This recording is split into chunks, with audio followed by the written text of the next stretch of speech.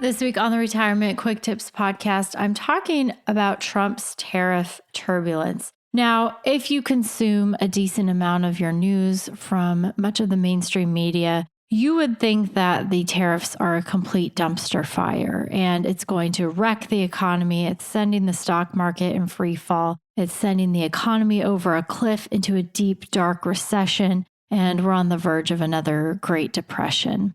I think a lot of that is just the media being the media and pretty overblown. They also hate Trump, so anything that he does, they don't like. So we have to take a real world viewpoint on the tariffs and their impact on the economy.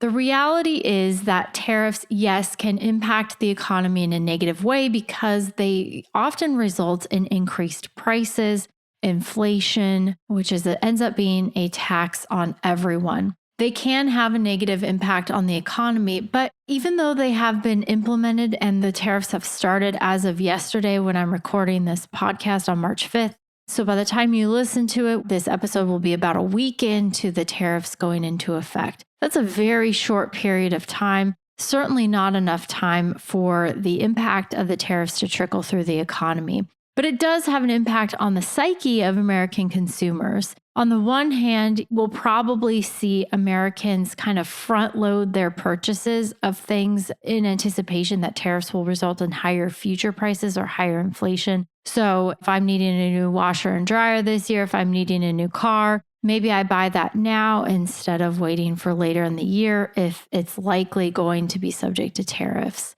But tariffs, unfortunately, generally have the impact of making everything in that category more expensive. Now, the good news with tariffs is that it's not going to be across the board because not everything that we get in this country or we use or buy or consume comes from Canada or Mexico or China, where these tariffs are coming from.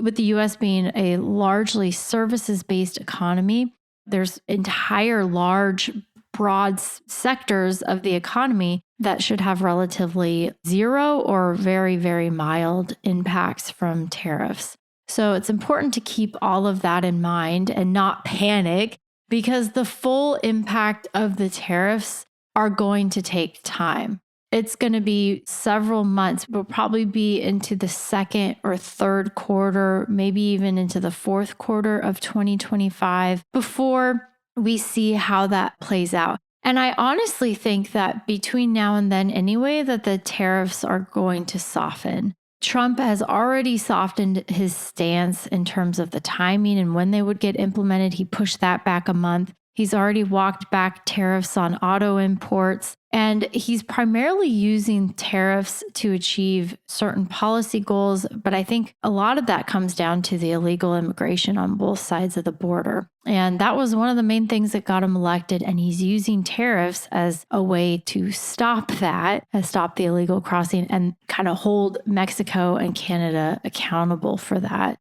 And honestly, make them do more to stop that versus the US doing everything and kind of fighting against what Canada and Mexico are doing or aren't doing to help stop that as well. So with that said, there will be definitely short-term shocks in the stock market.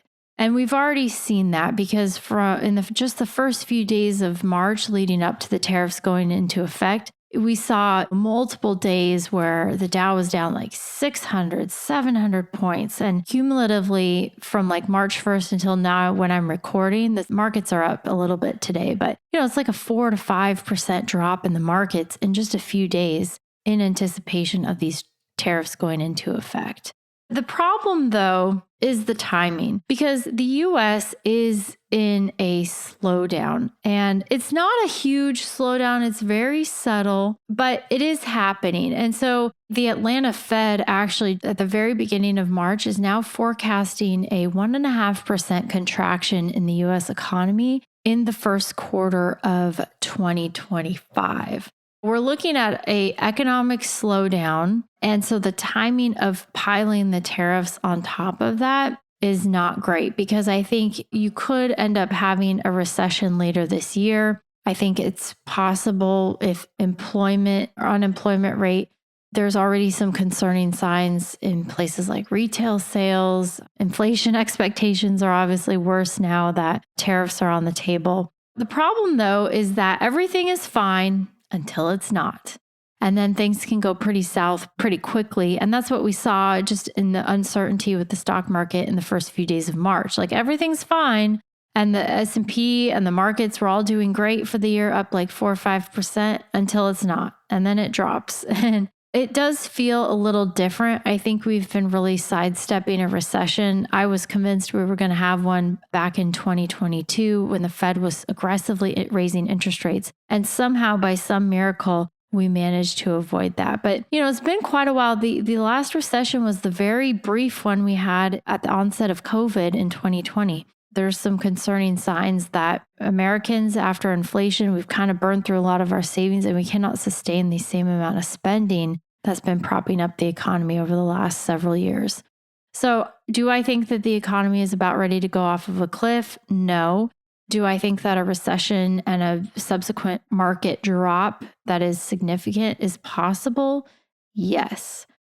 So with that said, tomorrow and for the rest of the week, I'm going to talk about what you can do about that because you can't control tariffs. You can't control what happens in the economy or the markets, but you can control the way that you position your portfolio and how you react emotionally to these changes that are going on in the world. All right, that's it for today. Thank you so much for listening. My name is Ashley Michike, and this is the Retirement Quick Tips Podcast.